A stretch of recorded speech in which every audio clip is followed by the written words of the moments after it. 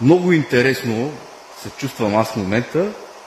Не знам как да реагирам във всяка една ситуация в създалата се истерична обстановка в страната, където всяка сутрин си пускам телевизора и се говори за домашно насилие, за убийства, за извращения.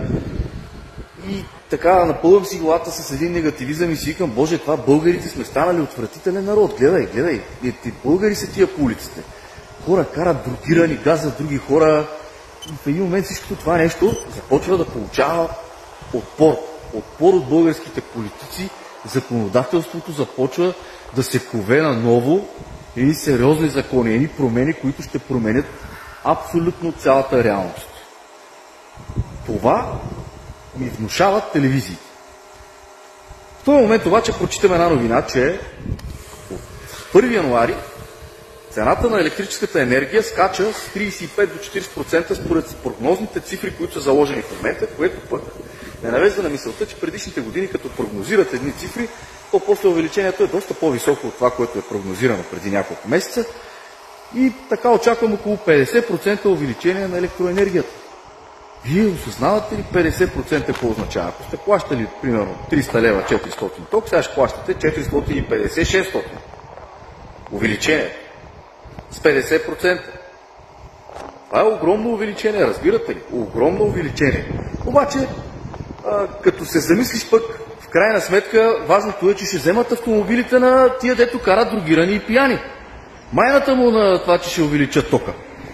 После си викам, Боже Господи, отивам да си плащам, време е да си плащам вноска по гражданската отговорност. Отивам да си плащам вноската по гражданската отговорност и там ми се усмихва едно много готино момче, с което много добре си работим и вика, ти се радвай, че имаш още 2 вноски на тая цена, защото следващата вика драстично нагоре. И викам, как драстично нагоре, бе? Как драстично нагоре? Това не е нормално. Нали казаха, че няма да увеличават нищо? Те казаха, ама остави тая работа, виж пък за домашното насилие, какъв хубав закон приеха. Не те да обръщаш внимание на това, че се увеличило нещо. Пускам си телевизора сутринта, покрай целия ужас, за който се говори, в един момент излиза един министър и вика, цените на горивата падат. Отивам на бензиностанцията, викам, зареждай. Зарежда ми човека същото количество, което съм зареждал преди една седмица и плащам 7-8 лева отгоре. Викам, какво става, нали горивата падат? Какво става, викам, бе, горивата падат. Няма значение, вика, важното е, че ще помогнем на Украйна, ще им пратим каквото искат оръжие, ще им дадем бази на НАТО, ще има тук, ще ни пазят хората от лошите руснаци, разбираш ли? Си викам, Боже, сигурно това е хубаво нещо, сигурно това е хубаво нещо, което се случва. Майната му, че ще увеличат.